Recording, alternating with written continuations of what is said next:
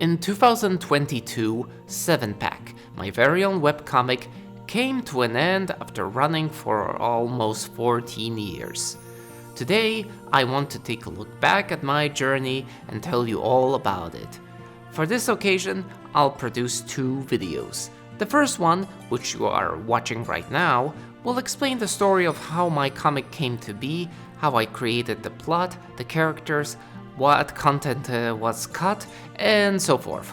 While the second video will contain tips for beginner comic creators, how they can make great comics while avoiding the mistakes that I've made. Well then, let us begin! In 2005, a friend of mine encouraged me to start drawing. I insisted that I couldn't, but he kinda pushed me to do it regardless. So I took a few Magic the Gathering cards that I owned and tried to redraw the artwork on them. And I was quite impressed by what I've accomplished. As soon as I acknowledged that I could potentially become an artist, I started to hatch a plan. Starting my very own webcomic. You see, webcomics were a medium that I was really into, and I was influenced by such works as In the Perfect World by Ara Karaf, 8-Bit Theater by Brian Klevinger, and Turn of an Age by Kumbarda. With these inspirations, I set out to write a comedic urban fantasy story, something like a comedic take on Sailor Moon, with a predominantly male cast. However, as I was progressing with my project, I realized that incorporating all the elements of the original wouldn't work out so well for my story, so I didn't use them in the end. And I definitely didn't want to replicate the cast from the original, just making them gender swapped. I wanted my very own cast of heroes. The cast was to consist of 6 characters. Raphael, the enthusiastic dragon who loves video games. Joseph, the religious unicorn who's a complete doormat. Steve, a wacky fox who's really obsessed with TV and women. Warren, a mean-spirited snake who not only hides his dark powers, but also a more gentle side. And Alistair, a deadpan griffin who is pretty random and quite mechanically inclined. Did I forget to mention someone? Ah yes, the main character, John, the Shy Ronzo. Yeah, cause you see, my first persona was a Ronzo, the race of blue lions from Final Fantasy X. I was a big fan back in the day, so that's what I went with. Around a year later, in autumn 2006, I published a 5-page prologue. At the time, the comic was called Day by Day, and it was about John, the protagonist, looking for an apartment to move in and share it with his friends. Then, in May 2007, I started things for real. I revealed the comic's logo, and then the comic died after just 2 pages, because I had a realization. I would love for my comic to someday be really popular. I'd want it to come out in a physical release. I wanted to get an animated series on TV, so how would I do that if my main character has a copyrighted design? That's why I started coming up with a new persona idea, and eventually I settled with a blue-haired gecko. Also, John the Ronzo stopped making sense as a nickname, so I created a new account called Farrell, which was my character name in Final Fantasy XI. However, the in-comic character was called Karen Midoriyan, because I don't know anymore. I guess Farrell always was meant to be an online nickname, while Karen Midoriyan was a full name. Weird distinction, but rather helpful when playing certain video games. By the way, Karen was just a name that I found on Wikipedia, while the last name Midoriyan was me turning the Japanese word for green into something that could be a surname. Personality-wise, Karen was meant to represent me. Shy, nervous, clumsy, and dealing with issues of confusion regarding his sexuality. I wanted to make it a prominent character trait, as it was something that I was going through at the time and did not see represented anywhere at all. Keiran was meant to be someone with a secret of knowing magic, but at the same time also a secret involving his sexuality. But still, I never intended to go overboard with it. I never had planned to add a love interest, so I wasn't exploring sexuality in a context where it would be that important. I also wasn't intending to glorify myself as some beautiful snowflake, and I wasn't planning to depict the antagonists as some homophobes. I simply felt like having it be a character trait which the protagonist is super insecure about, but it doesn't come up much at all. It wasn't meant to be like a big cross to bear. It wasn't meant to be a big woe is me spectacle. It was meant as a bit of self-depreciating humor, as I tend to overthink and worry too much about a lot of stuff. Anyway, the process of working on the comic continued, and many elements got reworked as I had to reconsider many things. The most important one being where the story would start. Originally, all 6 protagonists were meant to appear in Chapter 1, discovering their powers at the same time. The new idea was to introduce the characters slowly over time, so that the reader can get to know them over time. Looking back at it, it was the smarter choice. So I had started work on the real first chapter of the comic that was now actually called 7-Pack.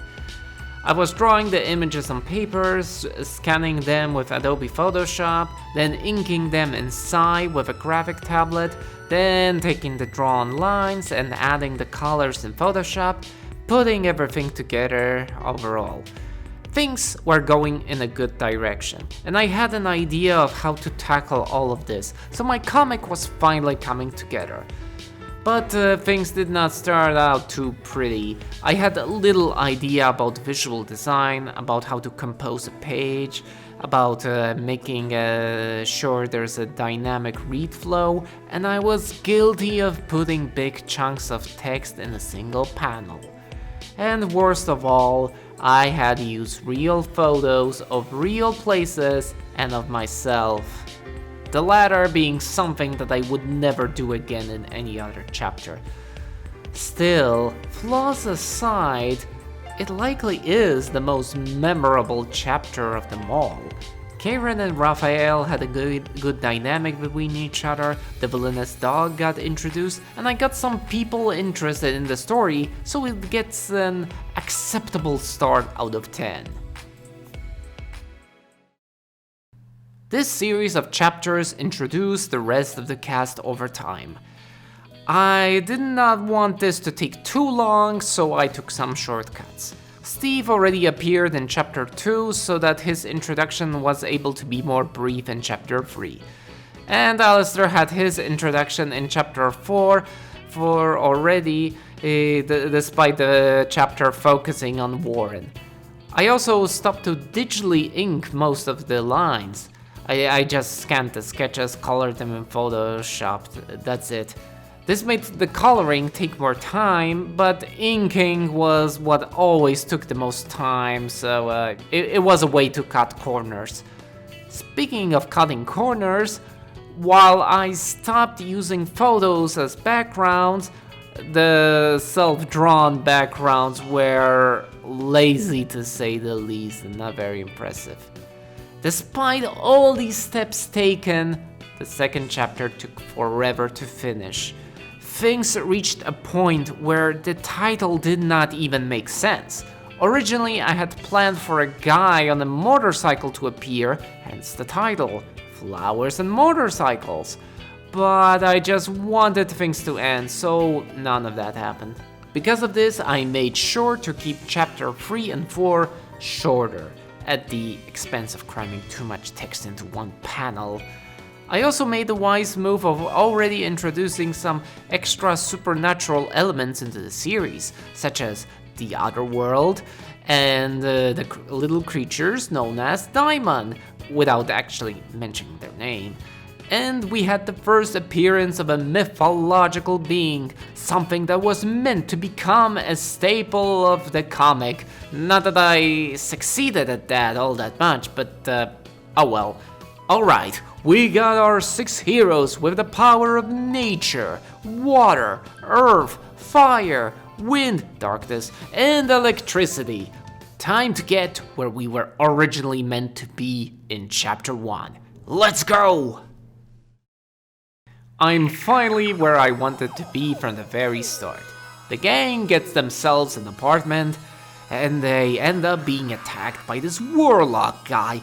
Wait, no, never mind, I had another change of plans. The gang goes to school, encounters a whole load of cameos, and a new character gets introduced. Aki the goat. Huh, she's never going to be an important character. Oh wait, that joke doesn't work, cause she was an unimportant character until the very end. Never mind. Another new cast member was Pirate Captain Kumbara, who belonged to Kumbara, the artist. First an inspiration to me, then a good friend, and by that point, a reader of my very own webcomic. Of course, one could argue that it's really random and odd to have an old-timey pirate captain in a comic taking place in the modern era, but shut up, it's funny, okay?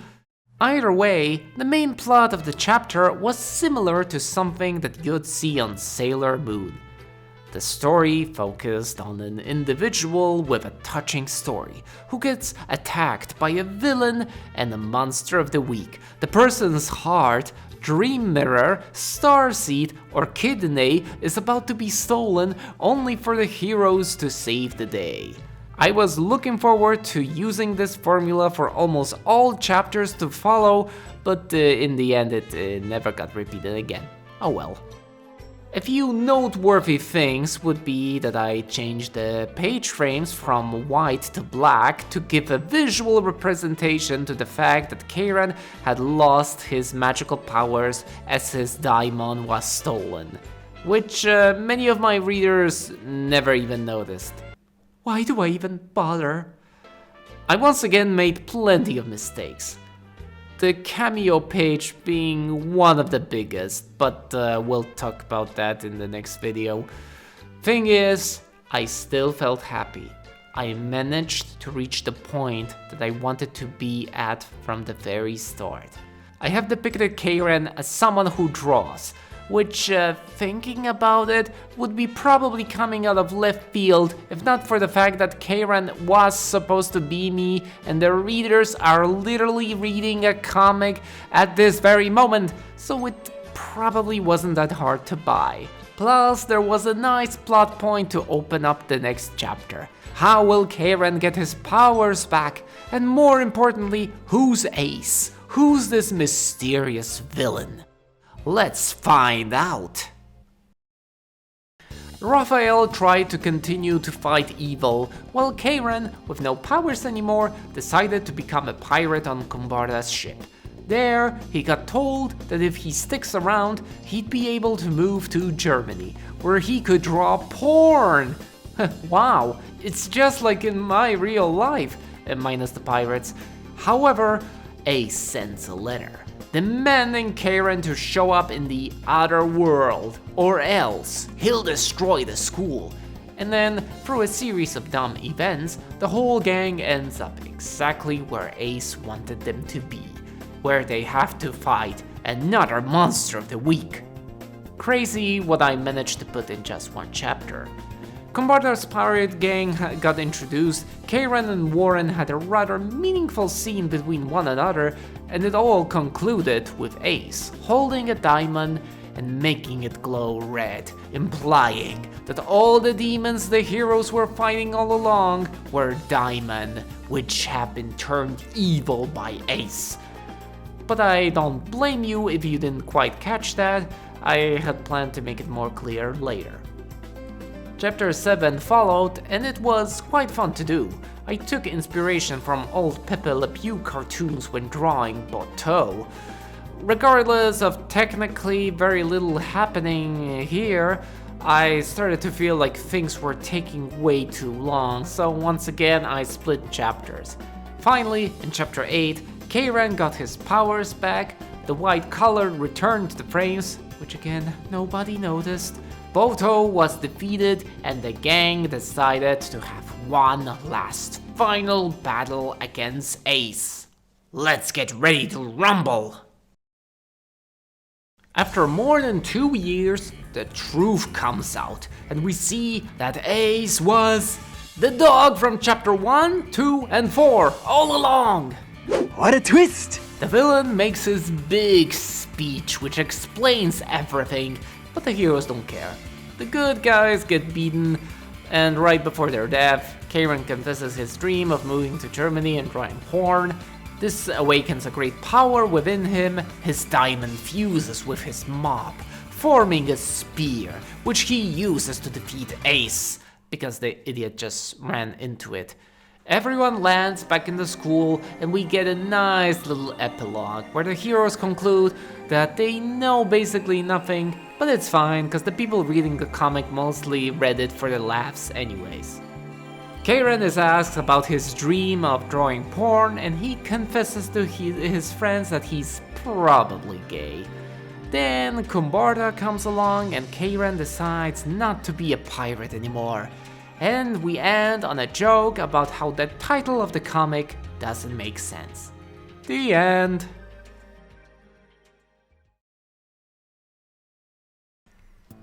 Alright, I realize I sort of rushed through the last chapter, but I wanted to get through what was really quickly, so here I could speak about what could have been. You see, this wasn't the planned ending. I had originally intended for the heroes to escape the Potato Castle world in chapter 8, then they would have a bunch of chapters dedicated to unlocking their new powers, getting redesigns, and yes, I had made a plan. I had a list of all the chapters that I wanted to make, and as I worked on chapter 8, I realized that I wasn't even halfway done with my comic. And with how my pace was slowing down, it could potentially mean that I would have to work on my comic until the rest of my life. And I had to ask myself, do I really want that? Do I want to dedicate my entire life to one single project? Or do I want to be free and potentially start something new? I went for the latter. I started to think about when would be the best time to end Fix prematurely, and then I realized that the answer was now. Before chapter 8 was done, I took a sharp curve and had Keiran proclaim that it'd be most reasonable to fight the bad guy right away, and that's why chapter 9 ended up being the big finale. Ace was revealed to be the dog because, I did not want to introduce any new characters, and also felt like a lot of the side characters had too little screen time to make an impact. And Kumbarda, the artist, not the character, had once said that he bets that Ace is the dog, so it felt like a funny thing to do. So yeah, sure dude, whatever, you win. Initially, I wanted to deliver a big, lengthy explanation of the whole plot and what was planned. But as I remember from stories about prematurely ended mangas, it is not a good idea to dump all this stuff that was meant for decades of runtime into one single chapter. It's going to kill the pace, and you will give readers a headache. It's better to just have a simple, sweet ending. And that's why Ace just rambles exposition while the heroes don't care. Still, these are things that I had decided before even starting chapter 9. Here's a change that I made while halfway done with the chapter. Originally, the idea was for Keiran to make his dream come true, go to Germany and be happy. However, I realized the fatal mistake in that ending. I had achieved that dream. I lived and worked in Germany. I drew like 2 porn pictures, and that was that. I was only a little bit happier. It didn't change my life. I was still the same loser with no really tight friends in the area to hang out. All that I achieved was a little more privacy. The job that I found wasn't for me, so I returned to Poland, and in some way, I was back where I started, with the realization that it wasn't it. It didn't actually make my life great all of a sudden. So, with all of that said, should I still depict it as the Holy Grail, an ultimate goal to bring me happiness, when it so clearly didn't do that for me? And that's why Keiran rejects his former dream and decides to stay with his friends, because all this time he wanted to escape to a place where he could be honest about himself. And now he knows that it's possible over here with his friends. No place could be a paradise as long as he doesn't learn to be okay with himself. It was him who needed to change, not the world around him. And I realize that some may find this ending dumb, empty, hollow, or even meaningless, but it is indeed something that feels right to me. It is based on the lessons that I've learned throughout the years, and it makes sense to finish the story like this. So yeah, not what was planned, but a much better conclusion. I'm glad I did it.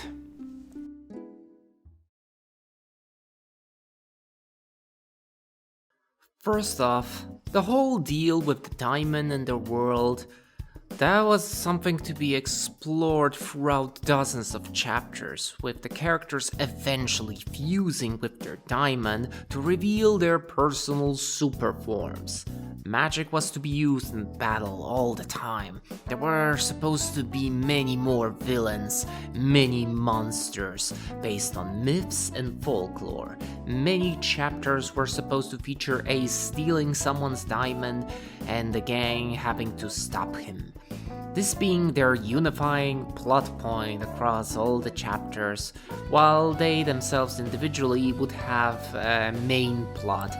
Stuff like the gang moving into their own apartment, Joseph's girlfriend actually showing up, Joseph working at the hospital, Steve becoming an unsuccessful stand-up comedian, Warren becoming the president of the student council, as it was teased in chapter 5, Warren becoming a lawyer, Warren having trouble hiding his secret dark powers and being afraid of what others will think of him. As it was shown in chapter 4, Alistair getting a job where he repairs cars, Alistair opening up his own laboratory where he'd build robots, the gang playing Soul Calibur 2 together. It was a new game at the time. Raphael taking Keiran to the game store and playing cards with his friends, whom were teased in chapter 5. And of course, the beach episodes chapter. In the end, many of these ideas ended up unused, mostly because there was no time and I wanted to reach the conclusion sooner rather than later. But those were just single chapter ideas. There were arcs planned for Aki, Kumbarda, and his pirate gang, as well as all the cast members. Eventually, I had the idea that my heroes would be revealed to be part of some ancient prophecy, and that there's a secret 7th member who will give them the power to save the world. The identity of Ace was also something that kept changing. I came up with the following ideas. The real-life me, Aki, Kumbarda, Stripey. Many of these were simply intended to be possessed by Abigor, a demon from Kumbarda's stories. I had once planned a superb plot twist where Aki turns out to have been part of a long-running family of mages, and in her house there was a pair of bracelets that was stolen by Kumbarda, along with many other treasures. Stripey ended up receiving the bracelets, but since they contain the spirit of Abigor, he became possessed by him and took on the identity of Ace.